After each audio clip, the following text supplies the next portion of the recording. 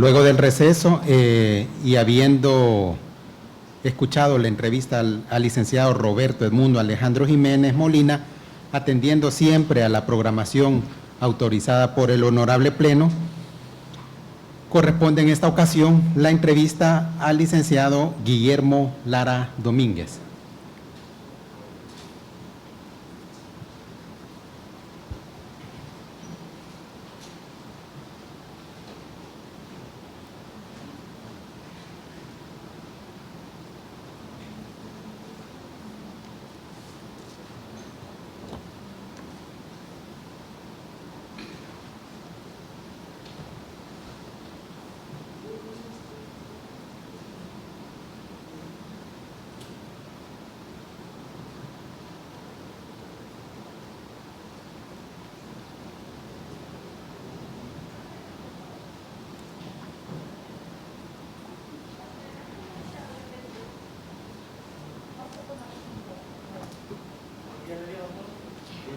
Buenos días.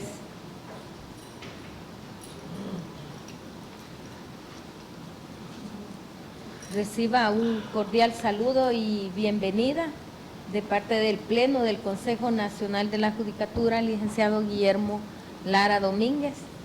Nos encontramos en este momento por desarrollar la entrevista en el marco del proceso de selección a candidatos a magistrados y magistradas de la Corte Suprema de Justicia.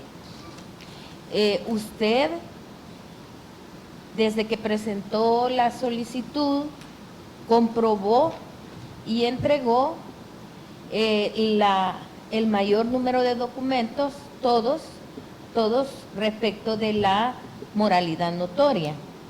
Su evaluación curricular se realizó, licenciado Lara Domínguez, conforme al criterio de preeminencia aplicable para los jueces.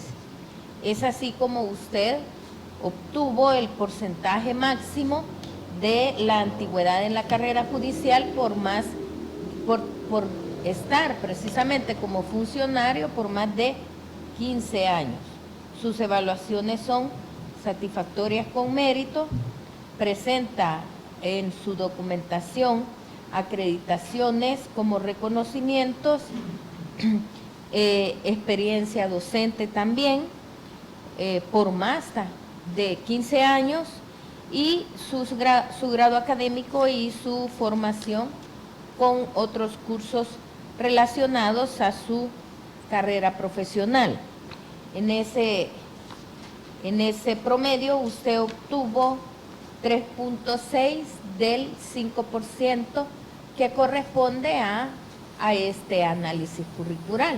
Ahora usted va a escoger de los 5 sobres que le entregará el licenciado López Carranza, uno que será la guía de su entrevista. Así sería la dinámica para esta fase, licenciado.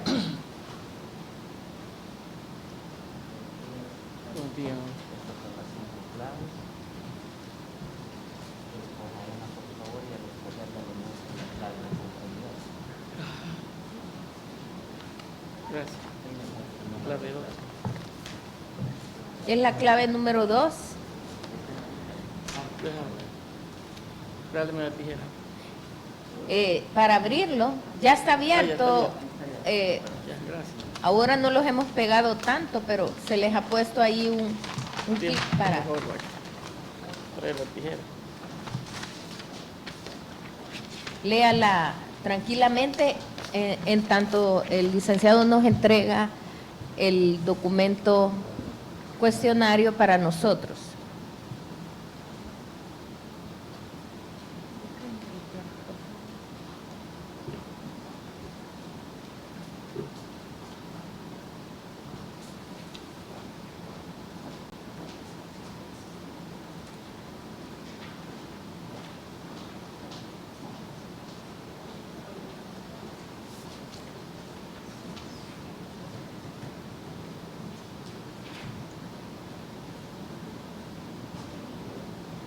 Cuando esté listo, nos Sí. Nos avisa, por favor.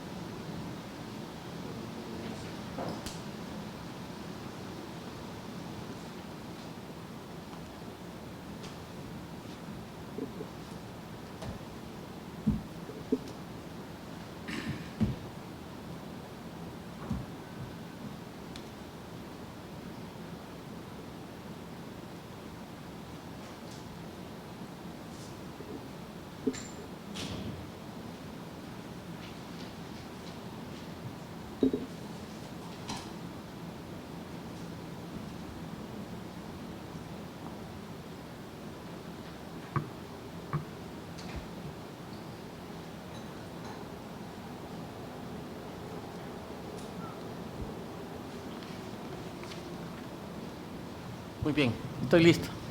Bueno, la primera pregunta, que es de carácter general, se refiere a cuál es la corriente jurídica de pensamiento a la cual usted se adhiere y por qué razón. En relación a esta pregunta, hay varias corrientes filosóficas de interpretación de la norma constitucional, comenzando con el constitucionalista Hans Kelsen, por 1921, con la colaboración que hace a la creación del Tribunal Constitucional Austriaco, en el cual pues comienza él a involucrar lo que es la corriente filosófica del derecho de unir la ética moral y la norma jurídica. Es así como él toma ciertos catálogos de derechos fundamentales que posteriormente, o derechos humanos que comienzan a ser ya regulados como derechos fundamentales en la norma. Ese es llamado pues iusnaturalismo, que en realidad era un realismo jurídico. Lo que se daba en ese momento, la corriente filosófica era un realismo jurídico ya materializado en la sociedad en aquel entonces. Luego aparece el iuspositivismo, que es otra corriente que nos dice que la racionalidad de la norma es separada de lo ético y lo moral. En base a esa corriente filosófica del iuspositivismo, se da un poquito de violaciones a los derechos humanos, porque le interesa más al legislador lo que es la norma que lo que es los derechos fundamentales a regularse. Luego llegamos al constitucionalismo, corriente filosófica que nos dice que todos los estados tienen que ser regulados por la ley, por una norma, y que no se tiene que salir de ella. Ese es ya entrando a un sistema meramente democrático, una sociedad democrática. Luego llegamos al neoconstitucionalismo, el cual nos dice, corriente filosófica que nos dice que es necesario crear una ley suprema, que hay que codificarla, y así es como se le da bastante preponderancia a lo que son las constituciones ya escritas en nuestro medio. Actualmente, en la actualidad, pues los Estados Unidos retoman lo que es el iusnaturalismo, o sea, una corriente filosófica basada en lo que es la realidad jurídica, el realismo jurídico, y comienza a surgir el constitucionalismo como tal y lo que es el neoconstitucionalismo. Esas son corrientes prácticamente las más sobresalientes. Hay otras corrientes como el monismo jurídico, que fue utilizado por Hitler en la Segunda Guerra Mundial. Ahora bien, ¿cuál es la corriente que yo prefiero de estas? En realidad mantengo una postura ecléctica. Anteriormente, en una entrevista hace 3 años, yo dije que mantenía una postura el pluralismo jurídico, pero en realidad el pluralismo jurídico está diseñado para aquellos estados donde tienen grupos indígenas, que hay necesidad de respetarle su régimen jurídico a estos grupos indígenas. Aquí en nuestro país, si bien es cierto que en la Constitución establece que se reconoce pueblos indígenas, pero hasta este momento no hay ningún movimiento indígena en nuestro medio. No se está dando, entonces es una disposición ineficaz. No es buena ni es mala, pero es una disposición ineficaz porque el movimiento indígena en nuestro medio, por lo menos en El Salvador, no se ve que vaya a surgir como un régimen jurídico en el cual puedan coexistir regímenes, o sea, formas de regular esos grupos indígenas que tienen su propio régimen de vida y que sea necesario que sea compartido por otro régimen, como el régimen actual que tenemos en este momento. Entonces, en base a esas corrientes filosóficas, yo no me decanto por ninguna, porque en el análisis jurídico que se hace, dependiendo de cada caso, pues así será la corriente filosófica que el juzgador va a tomar. Menos la teoría monista, la corriente monista, que esa nos dice que el derecho debe estar concentrado en una sola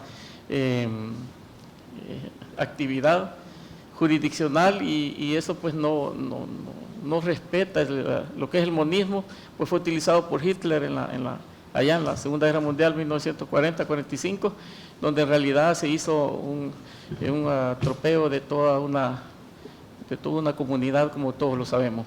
Entonces me decanto por tener una posición ecléctica. En cada caso, el jugador debe de tomar una postura, una corriente filosófica del pensamiento jurídico. Esa es mi respuesta, licenciada. Bueno, conocimiento jurídico. ¿Cuáles son los límites entre la legítima interpretación constitucional y la creación libre de un derecho judicial? ¿Cuáles son los límites?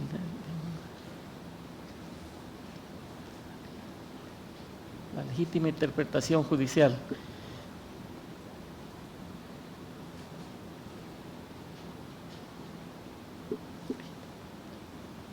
En realidad esta pregunta está muy vaga, no la comprendo muy bien.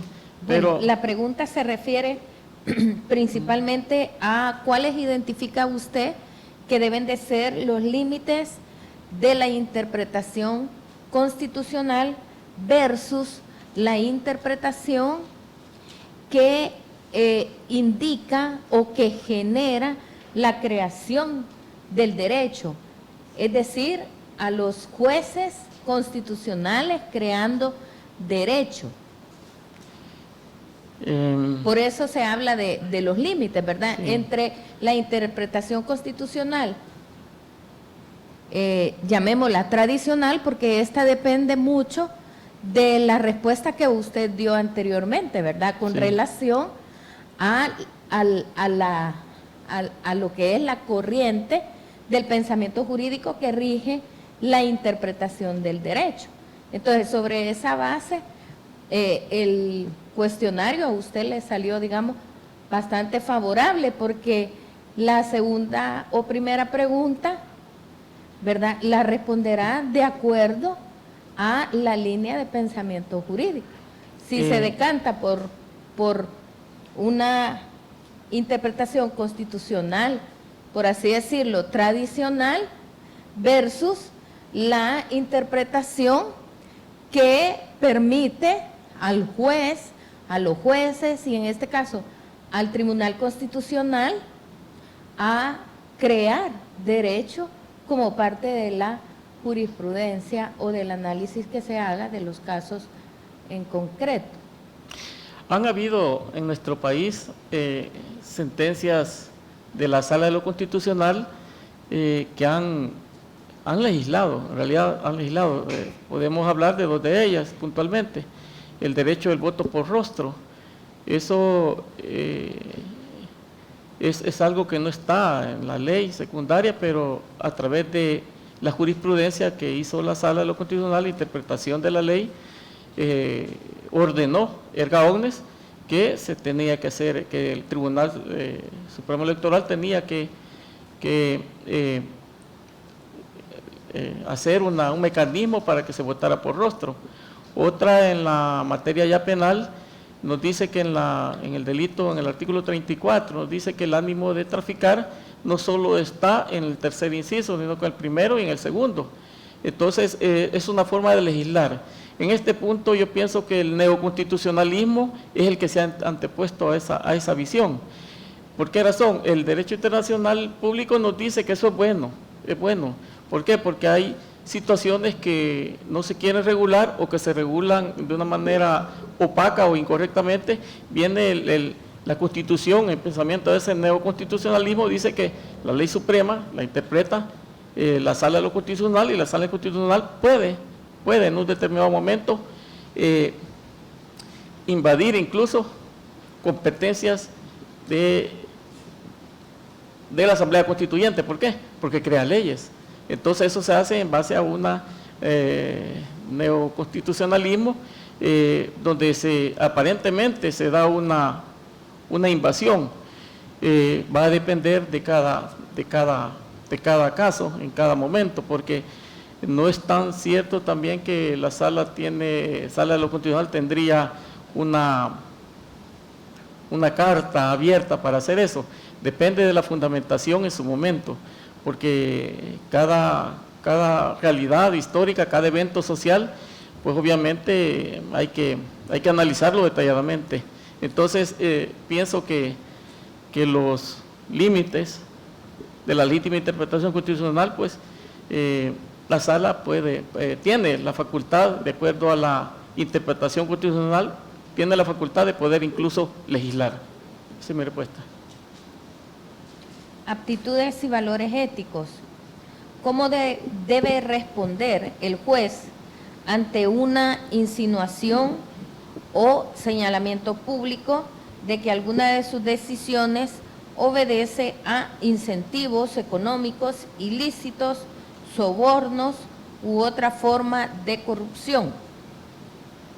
En realidad el juez no tiene por qué responder absolutamente nada. En realidad la sentencia se debe explicar por sí mismo. Soy de los que piensan que la sentencia la puede leer y la puede comprender un niño de 5 o 8 años, hasta un gran jurisconsulto, a la talla de los maestros que están en este momento constitucionalistas en nuestro país, que son muy buenos. No mencionaré a ninguno porque pueda pensarse que me estoy decantando por alguna corriente filosófica del pensamiento jurídico constitucional, por eso no los menciono, pero sí, no tiene que explicar ninguna cosa el señor juez o magistrado, sea juez de paz, de instrucción, de sentencia, magistrado de cámara o de las salas de lo contencioso, salas de la corte, en relación a que la sentencia debe explicarse por sí misma. Hace mal o es incorrecto para mí un juzgador que salga explicando una resolución. Eso no lo veo yo correcto, porque es una cuestión ya de ética también, que claro, si no se ha fundamentado de acuerdo a las máximas de experiencia, sana crítica, racional y todo lo demás, pues obviamente va a tener problemas a la hora de que la lectura llegue a los observadores de esa sentencia. Entonces, pienso yo que no, el juez no tiene por qué andar explicando, el magistrado no tiene por qué andar explicando su resolución. Obviamente hay quórum, hay debates, que podría en un dado momento un magistrado exponer su sentencia, pero ya pasadas, o sea, no que estén en el momento, en el ojo del huracán. ¿Por qué? Porque se mete problemas. Esa es mi respuesta. Bueno, apreciación sobre el órgano judicial. ¿Qué opinión le merece o tiene del criterio jurisprudencial de la inconstitucionalidad 6/2016, que establece que la iniciativa de ley en materias relativas al órgano judicial y a la jurisdicción y competencia de los tribunales es exclusiva de la Corte Suprema de Justicia, sin que los diputados puedan ejercer dicha iniciativa en esos temas? Aquí este jugador es democrático. Los 10 diputados... Este jugador... este jugador, usted. o sea, Perdón. Bueno, es democrático en ese sentido, no le veo yo la dificultad o problema de que los señores de la Asamblea, los diputados, tengan algún tipo de iniciativa de ley.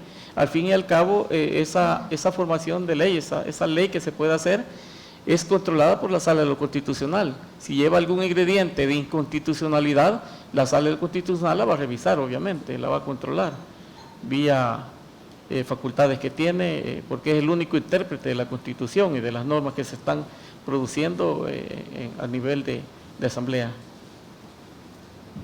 Bien. Esa es mi respuesta. Bueno, exploración de otros conocimientos y apreciaciones personales.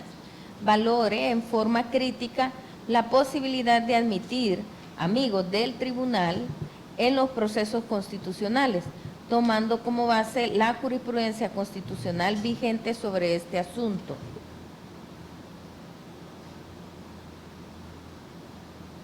Esta pregunta de amigos del tribunal no es otra que no. Sí, Necesito en varias de la jurisprudencia constitucional, el Tribunal Constitucional, la Sala de lo Constitucional, desde hace varios precedentes, hace referencia a los amigos del tribunal con la idea de darle el acceso en temas.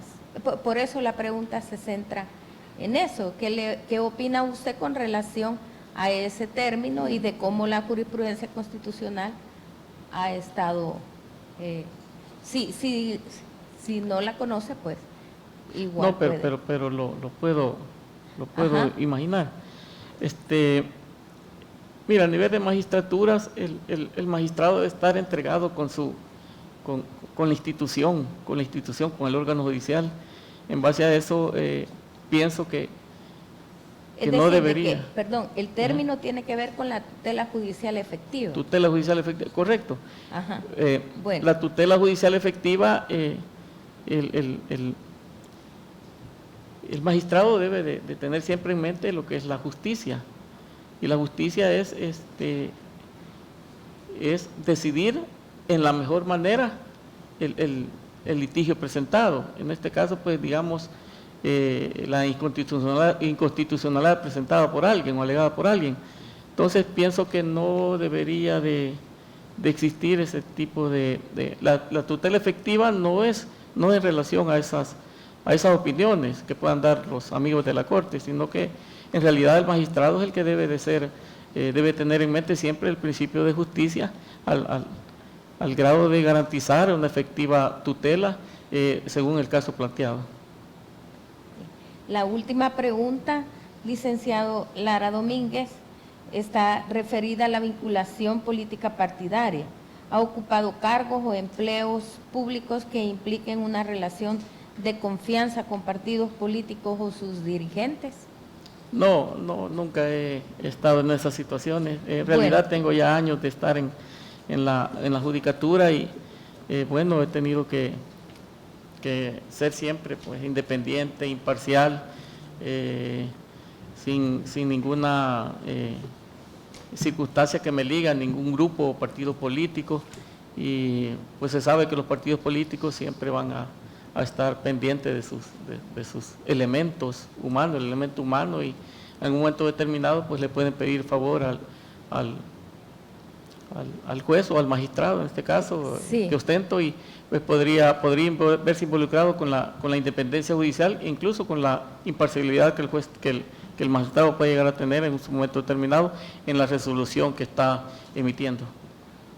Gracias. Con esto damos por terminado el cuestionario, licenciado. Voy a ceder la palabra a los compañeros y compañeras concejales para que puedan ellos hacer las preguntas que consideren necesarias, aclaraciones para su persona.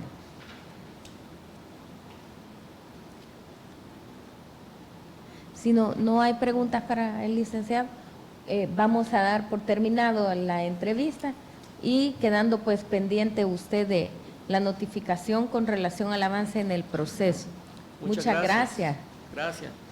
Un saludo para las mujeres que están aquí, que están en todo el mundo, pues es el Día Internacional de la Mujer este día, y comenzando por mi madrecita, pues felicidades a ella y también a mi señora esposa. Pasen un buen día. Muchas gracias.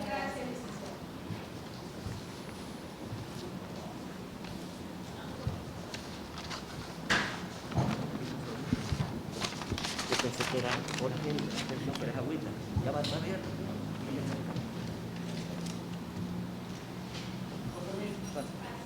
Pase.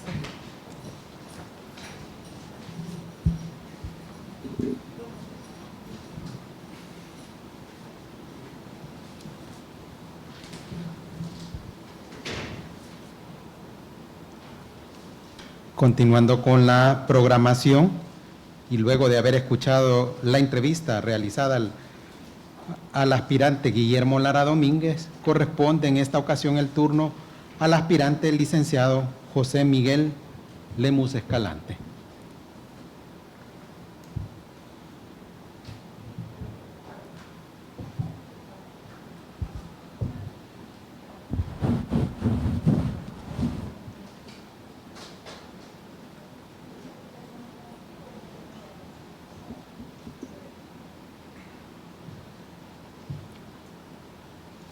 El micrófono lo limpiaron. El micrófono. Gracias.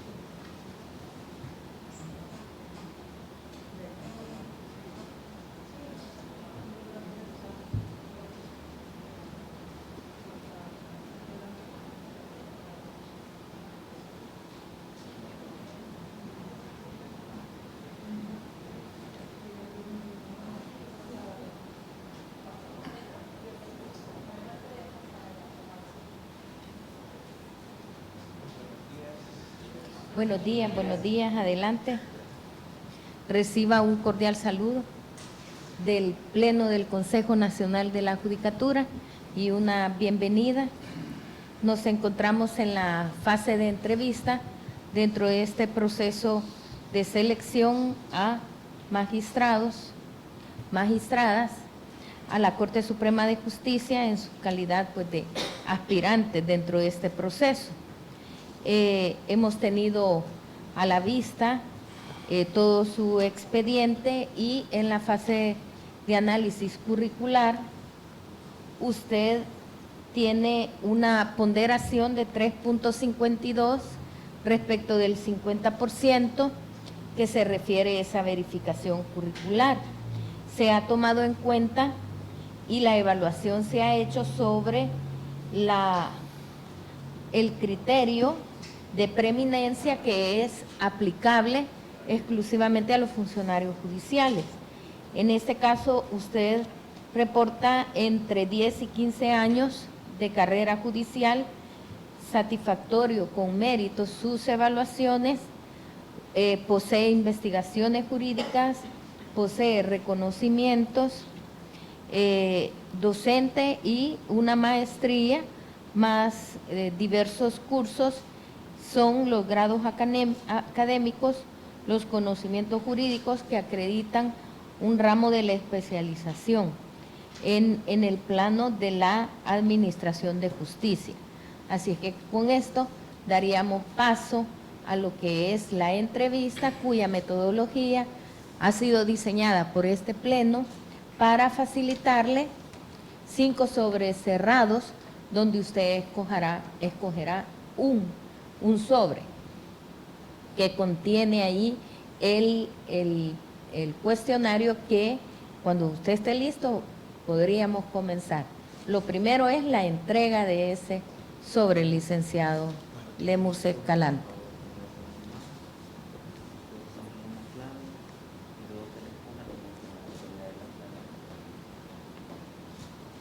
Cinco. Clave número 5. Puede abrir el sobre y lea usted tranquilamente las preguntas mientras el licenciado nos las entrega Y así usted se familiariza también con el cuestionario.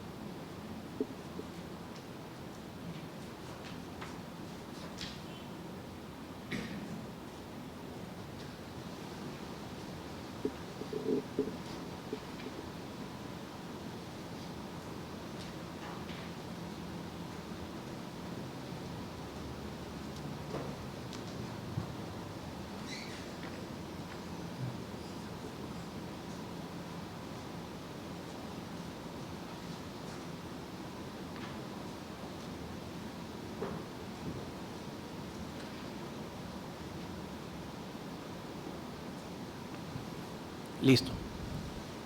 Bueno, la primera pregunta, que es la general, ¿cuál es la corriente de pensamiento jurídico por la que usted se decanta o se adhiere y por qué razón?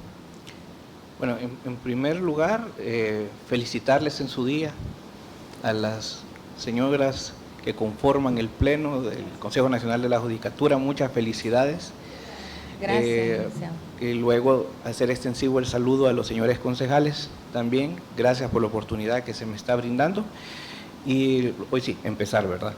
Pues, a mi parecer, positivistas, ¿verdad? En el sentido que reconocer que los principios fundamentales del derecho no adquieren vigencia porque están escritos, sino que vienen precisamente vinculados a la dignidad humana, a la naturaleza misma del hombre, pero también que están reconocidos en las leyes como tal. O sea, no un positivista puro, perdón, un naturalista puro, sino que un positivista en ese sentido, ¿verdad? Sí. Conociendo la trascendencia de los derechos más allá de la norma misma. Bueno, la segunda pregunta, que se refiere a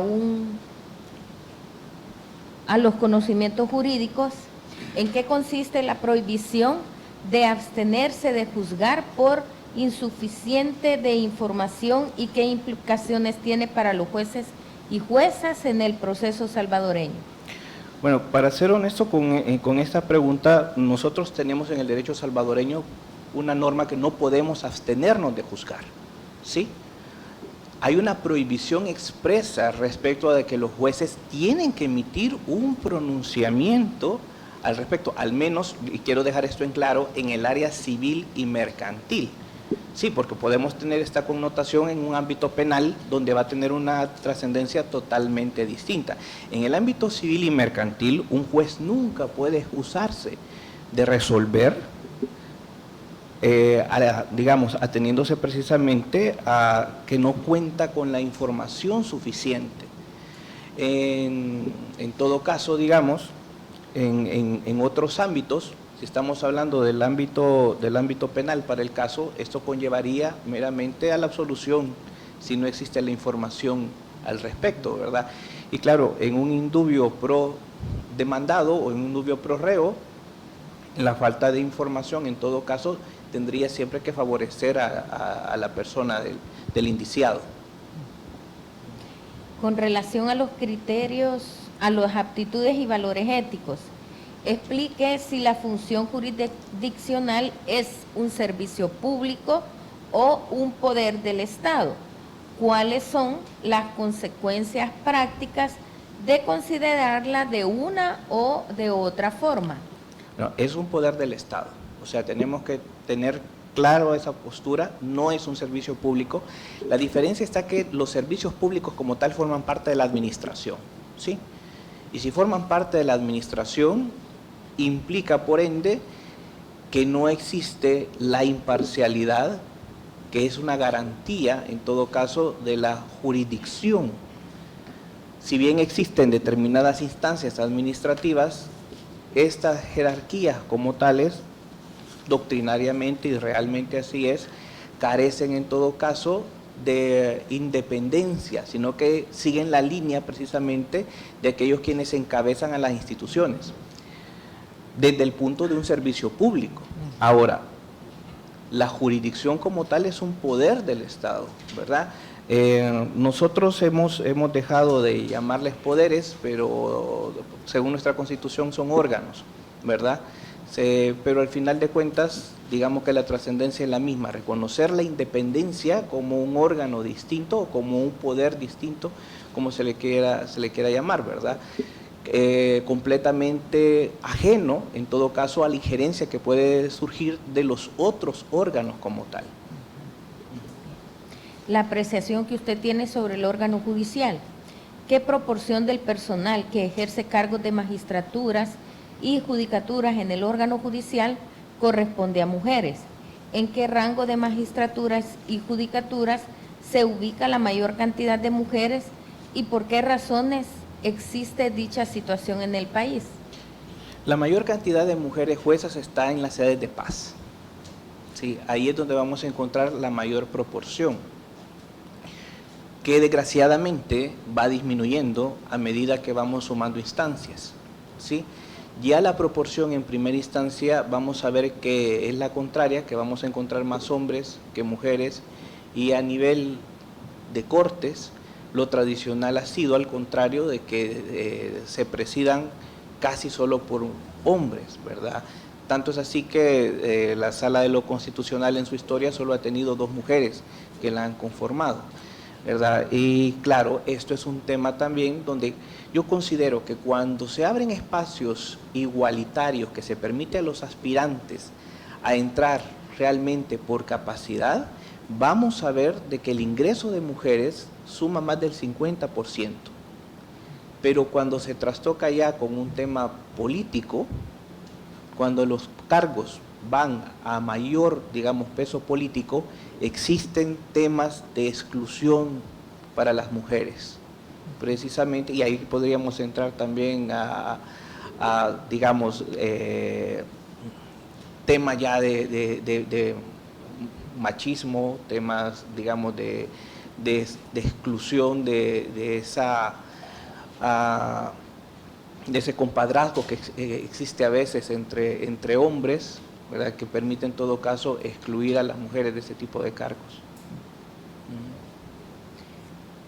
Con relación a la exploración de otros conocimientos y apreciaciones personales, ¿qué críticas le merece el uso estratégico u oportunista de los tiempos, los días o las fechas para emitir o pronunciar las sentencias o resoluciones constitucionales? Las salas en sí, y en especial las salas de lo constitucional, son herramientas políticas, ¿sí? No, o sea, no podemos renunciar a esto, pero no político-partidistas. Esa es la diferencia. En el sentido, las resoluciones que emiten las salas están configuradas precisamente para devolver el poder a los parlamentos, corrigiendo precisamente en muchos casos las apreciaciones o criterios muy personales que pueden tener los jueces. Eso en primer lugar. En segundo lugar, la labor del juez, la labor del magistrado nunca puede prestarse en todo caso a intentar favorecer determinadas posturas o ir en contra de otras aprovechando espacios. O sea, no puede jamás utilizarse las sentencias de la sala para favorecer a determinados actores políticos o para atacar a otros, incidiendo precisamente en un ámbito que le es completamente ajeno. Eso no es ético y al contrario, desmerece muchísimo de la función jurisdiccional. O sea, a mi parecer sería una forma de perversión de la judicatura y una jurisprudencia patológica el intentar o el hacer esto.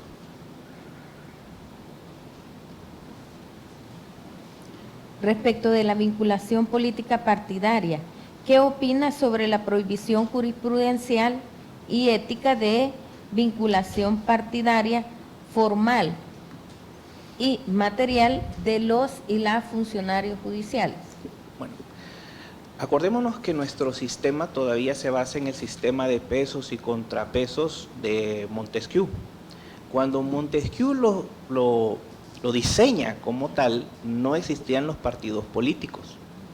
¿Sí? Entonces, obviamente, el sistema no está preparado a efecto de hacer frente a estos actores.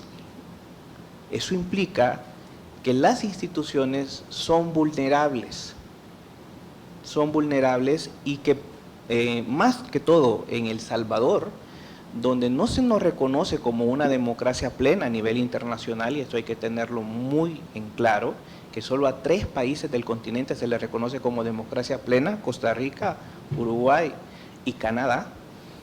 Eso implica que nuestras instituciones son sumamente permeables y que permiten en todo caso que a través de esta fidelidad ciega que a veces se pide por parte de los partidos políticos a aquellas personas que aspiran cargos, pues se instrumentalicen las instituciones y con esto se permita vaciar el contenido de las mismas a través de medios democráticos, ¿verdad? Entonces, efectivamente, los partidos en determinado momento, los partidos políticos, han sido y seguirán siendo una herramienta que puede atentar contra la Constitución y contra la jurisdicción misma. Por ese lado, yo justifico, digamos, la sentencia que se emitió por la anterior Sala de lo Constitucional sobre la no vinculación partidaria, pero esto tiene un revés también, y es el hecho de que los jueces no somos, digamos, por decirlo de una manera, ermitaños. Cada persona, en todo caso, tiene sus propias concepciones políticas. Y la sentencia, desgraciadamente, al no establecer determinados tiempos o formas que permitan delimitar cuando una persona participó de política y luego queda habilitada para poder ejercer la judicatura, sino que de alguna manera esto se ha entendido como una prohibición a eternum, porque una vez la persona está inscrita en un partido, implica de que nunca puede ejercer ningún cargo dentro de la judicatura, y eso no puede ser entendido así. Esto ha conllevado a que los jueces y magistrados pues se cuiden más de evidenciar cuáles son sus corrientes afines a determinado partido político. Además, no es que no los tengan, sino que no se evidencian, y esto es muy peligroso también, porque al final de cuentas, si yo puedo visualizar que un juez comparte o no comparte con determinada línea partidista, me es fácil como justiciable recusarlo, pero si no lo sé, entonces todos esos perjuicios afloran después en una sentencia o en una decisión judicial. Entonces yo considero que efectivamente el juez debe estar apartado de todo ámbito partidista, proselitista, pero también esa sentencia no puede implicar una prohibición a eternum para que las personas no vuelvan nunca jamás a votar a un cargo. Yo creo que necesita ser en todo caso ampliada y reformada en ese sentido. Bueno, con eso terminaríamos el cuestionario, pero pasaríamos, si así lo consideran los compañeros consejeras y concejales, para realizar cualquier tipo de pregunta, ampliación, otra pregunta o lo que ustedes consideren para el licenciado José Miguel Lemos Escalante. La licenciada Doris Daisy Castillo de Escobar tiene una pregunta para usted, licenciado. Muy buenos días, licenciado José Miguel Lemos. La pregunta dice: si en caso de ser elegido magistrado de la Corte Suprema de Justicia, ¿qué proyectos a largo o corto plazo implementaría para mejorar la administración de justicia en nuestro país? Bueno, gracias. En primera, digamos, licenciada, hay un tema gravísimo que es esta, digamos, mal llamada técnica casacional, para empezar. Sí, yo creo que se ha malinterpretado mucho aquí en El Salvador, a efecto precisamente de hacer que los recursos casacionales sean restrictivos. hablando de la sala de lo civil y la sala de lo penal.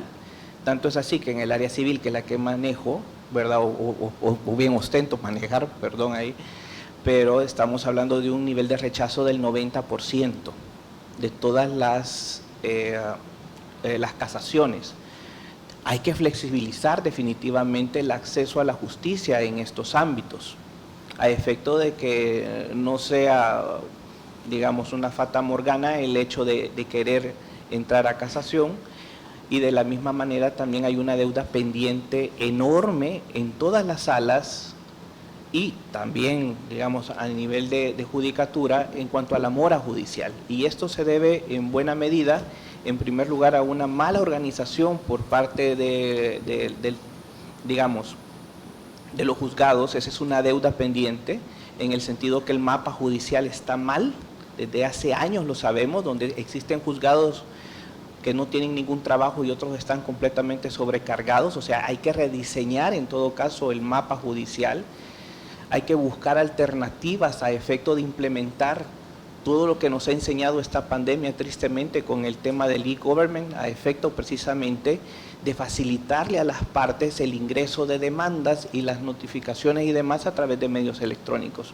O sea, podemos diseñar formularios que estén colgados en línea a efecto que los abogados los llenen y se presenten por ese medio. La firma electrónica se supone que va a ser una realidad a partir del segundo trimestre de este año. Esas son las promesas que se han hecho y esperamos que definitivamente se echen a andar, y salvando ya como realidad una firma electrónica tendríamos la capacidad para implementar este tipo de situaciones a efecto de facilitar el manejo electrónico del expediente y la resolución de los casos. Entonces yo creo que existen una gran cantidad de herramientas tecnológicas que podemos utilizar en primer lugar para poder revertir esa situación grave de mora que actualmente aqueja, porque considero yo de que la forma de corrupción más usual en el sistema judicial es la denegatoria del servicio o el servicio tardío. Así ¿Alguien que, más? ¿Sí? ¿Ninguna otra pregunta?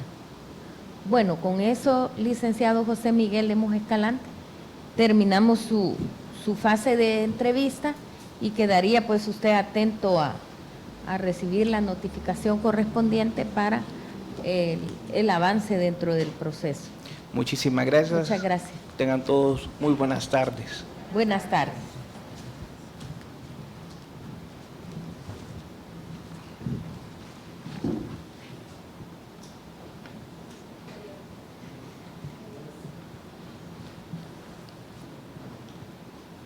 Siempre atendiendo a la programación, corresponde en este momento el receso para almuerzo, recesando en este momento y reanudando la sesión para toma de entrevistas a partir de las 2 de la tarde.